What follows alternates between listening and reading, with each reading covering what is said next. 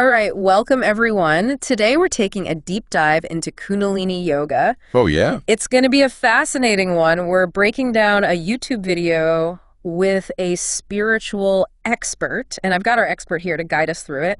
We'll be exploring this Kundalini energy, Right. what happens when it awakens, and all the potential risks and rewards that come with it. Yeah, So definitely a complex topic, and I think it's really important to approach this with a balanced view. Yeah, for sure. And remember, this is just one perspective, one starting point for your own exploration. Exactly. So with that said, what exactly is Kundalini energy? Well, it's said to be this incredibly potent energy residing at the base of your spine, coiled up like a serpent. It's like pure potential just waiting to be unleashed. Okay, I can already see why there's so much serpent imagery around this. Yes. But hold on, most of us aren't walking around with this energy like activated, are we? What's it like when it's dormant? Yeah, so think of it this way. When your Kundalini is dormant, you're basically a well-integrated individual. Okay. Functioning, using logic and reason, doing your daily activities, living a relatively balanced life. So it's there, but it's not really affecting things. Right. But then there are things that can trigger an awakening. Exactly. Yeah. Yeah, things like yoga and tantra. And sometimes it can even happen unintentionally. Oh, wow. And when it awakens, this energy starts moving up through what's called your astral body. Okay. Passing through these energy centers called chakras. All right, hold on a sec. For those who might be new to this, Sure. Can you quickly explain what you mean by astral body and chakras? Yeah, so the astral body, think of it as the software of your being running alongside the physical body, which is like the hardware. And the chakras, these are energy centers all along the spine. Each one is connected to different parts of you, your physical, emotional, and spiritual self. Wow. So as the Kundalini rises, it's like it's activating each of these centers, leading to profound transformations. So it affects you on every level, not just physically. Absolutely. It's a whole being experience. I see. And that's why having guidance is crucial during this whole process. The expert in the video even compares Kundalini to having an atom bomb inside of us. An atom bomb. That's a pretty intense comparison. What makes it so potentially explosive? Well, if this energy isn't managed properly, it could be totally overwhelming, even destabilizing. Imagine suddenly experiencing heightened senses, perceiving things outside normal human experience. Okay, yeah, I can see how that would be amazing, but also kind of terrifying. Precisely. And if you don't have a framework to make sense of it all, it could lead to fear, paranoia, even mental instability. Wow. That's why the role of a guru or a spiritual teacher is so important in many traditions. They can help navigate the complexities of this energy and provide the guidance and support you need. Yeah, it makes sense. You wouldn't want to go on this journey without a map and a compass. Exactly. And that's one of the key takeaways from the video. Approaching Kundalini Yoga with respect and caution. So we've established that Kundalini is this powerful force. Right. It has the potential for profound growth, but also significant risks. But what does it actually feel like when this energy awakens? How does it change how someone sees reality? Imagine if all the filters your brain uses to keep you grounded in everyday life were just removed. You might start seeing, hearing, or even feeling things that were always there. Wow. But hidden from your normal awareness. So tuning into a different frequency. Yeah, that's a good way to put it. But not all those frequencies are going to be good. Exactly. Yeah. And the expert actually compares it to a scene in the movie Kantara. Remember when the protagonist starts hearing those sounds as the deity approaches? Oh, yeah, yeah. Gives me chills just thinking about it. Right. It definitely conveys that feeling of a reality beyond what we normally perceive. It makes me wonder about figures like Buddha or Guru Nanak. Would you say they experienced Kundalini awakening? It's very likely that those evolved beings had awakened Kundalini. You see, many spiritual traditions consider it a necessary stage in spiritual evolution. Okay. They might not always explicitly acknowledge it, though, especially to those who aren't ready. So it's kind of like reaching the top of a mountain, but not broadcasting instructions on how to get there because the climb's too dangerous without the right training. Precisely. It's about protecting people from potential harm. And we also need to remember reincarnation. Okay. Some individuals might be born with a predisposition toward spiritual evolution because of their past lives. So it's like they're starting the game with experience points from a previous playthrough. Yes. And certain traditions, like Tibetan Buddhism, they actively look for reincarnated lamas. Wow. Recognizing them as children and giving them special training from a young age. That's amazing. They see someone's spiritual potential and nurture it very carefully. Okay, so we've covered the amazing potential for growth with Kundalini awakening. Right. But what happens when things go wrong? Like when this energy awakens too soon? Well, that's when we get into Kundalini syndrome. Oh. The expert calls it a lightning creeper, describing how fast it can rise and then lead to a downfall. Oh, wow. We're talking mental instability, hallucinations, even misdiagnosis by doctors who don't understand these things. So instead of a gradual climb, it's like this surge of energy that can short-circuit the system. Exactly.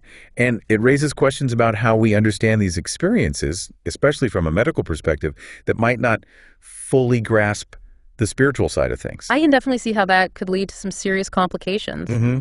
But you know what? Let's pause here for a moment and let our listeners process all of this. Okay. When we come back, we'll explore what it actually looks like when things go wrong. Yeah. And we'll discuss what steps we can take to make sure we're approaching this powerful energy with the respect and caution it deserves. Sounds good. All right, so we're back and ready to kind of dig deeper into the potential downsides of this Kundalini awakening. Yeah. You know, before the break, we were talking about how this energy can become destabilizing if it's not handled right.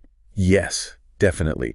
And it's really important to remember we're dealing with something that operates beyond like our normal ways of perceiving things. Right. When Kundalini awakens, it's like we're suddenly able to access this whole realm of experiences that were previously hidden. Like those doors of perception just swing wide open. Exactly. Mm-hmm. But it's not all, sunshine and rainbows on the other side. Oh, no. The expert actually talks about the risk of encountering negative entities on the astral plane. Oh, okay. Now we're getting a little spooky. Are we talking about like demons and ghosts? Well, not necessarily in the traditional sense, Mm-hmm. but there are entities out there that can be malevolent or even like parasitic, Mm-hmm. and they can be drawn to someone whose Kundalini has awakened prematurely. So it's like they're attracted to the light, except in this case, it's our energy that's drawing them in.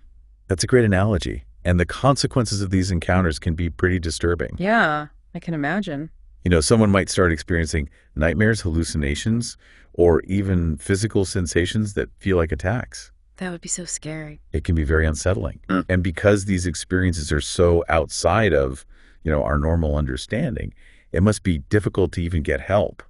Yeah, because if you go to a doctor and say you're being attacked by an invisible entity, they're probably going to look at you a little funny. Yeah, they might not understand. And even worse, they might misdiagnose you with something else. So you're not only dealing with these terrifying experiences, but also possibly facing isolation and stigma.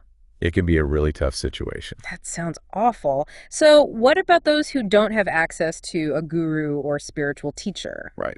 What advice would you give someone feeling drawn to this but doesn't have that direct support? Well, I would say knowledge is power.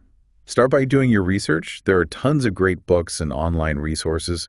Okay. It can give you a solid understanding of Kundalini and what the risks are. So it's like preparing for any big adventure. Exactly. You got to do your research. Hack accordingly. Understand the potential dangers. Right. Exactly. And I also advise against, experimenting with any techniques or practices you find online or in books without talking to a qualified professional first. Yeah, it's not like trying out a new recipe on Pinterest. Right. You wouldn't just start mixing random chemicals without knowing what's going to happen. Exactly. There's a real level of responsibility involved here. Yeah, for sure.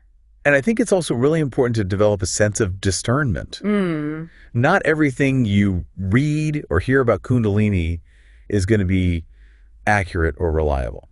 So it's kind of like navigating the internet in general. Exactly. You have to be careful. You got to be careful what you believe and who you trust. Yeah. Use your intuition. Trust your gut feeling. And if something feels off or too good to be true, it probably is. Yeah, that's great advice. It's easy to get, caught up in all the mystical stuff and lose sight of common sense. Absolutely.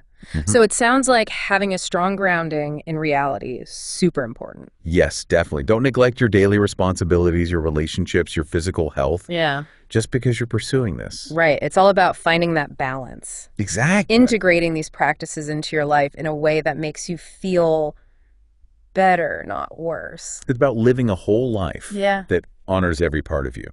I love that.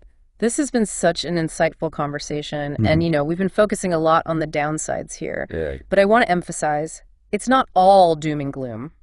Of course not. There's also this incredible potential for growth and transformation. Absolutely. And we're going to dive into all that more in the next part of our deep dive. Okay, welcome back to our deep dive into Kundalini Yoga. Now, we've been spending a lot of time exploring those risks and challenges of Kundalini awakening. Yeah. And I just want to make sure we don't forget about the good stuff. It's not all about fear and those negative entities we talked about. Absolutely not. In fact, the expert really emphasizes that Kundalini awakening can be profoundly transformative. Okay. It can lead to greater self-awareness, creativity, and even this sense of being connected to everything. So it's about unlocking the potential this energy has. Exactly. And remember, this awakening is a journey. It's not about reaching some finish line. It's about constantly evolving and expanding your consciousness. It's like we're peeling back layers of an onion, I like that. revealing more depth and complexity as we go. Each layer we peel back can bring about these profound insights and shifts in how we see things. So what might those shifts actually look like? How does this awakening actually change how we experience the world? Well, as this energy moves up through the chakras, it can activate different parts of us. For example, when it gets to the heart chakra, it can open us up to a deeper capacity for love and compassion. Wow, that's beautiful. And each chakra has its own, unique qualities and challenges. Okay. Like the throat chakra is connected to communication and expressing yourself. When Kundalini activates this center, you might find yourself speaking with more clarity and being more authentic. So it's not just about having mystical experiences or seeing visions, but actually bringing this energy into our daily lives. Exactly. It can make our physical health better, our creative expression, even our relationships. Wow. I'm starting to see why this has fascinated people for so long. Right. It's not just about reaching some higher state. It's about unlocking our full potential as human beings. And that's what I find so inspiring about this topic. It reminds us that we're not limited by our physical bodies or how we currently understand reality. It's like we're standing at the edge of some uncharted territory. Yeah. Filled with both wonder and a little bit of danger. And it's up to each of us to approach it with respect, be discerning, and have a desire to learn and grow. Well said. This deep dive has been incredible. We explored the power and complexity of this Kundalini energy. We talked about the risks, the need for guidance, and the amazing possibilities that await those who walk this path with awareness. Absolutely. It's not just about Kundalini Yoga. It's about human potential. Yes. It makes us think about what's possible when we tap into that deeper part of ourselves. And with that, we'll leave you with this. If Kundalini is that potential for awakening within each of us, what can you do today to cultivate it in your own life? What practices or ideas could help you understand yourself and the world around you better? Keep exploring, keep questioning, and as always, thanks for listening to The Deep Dive.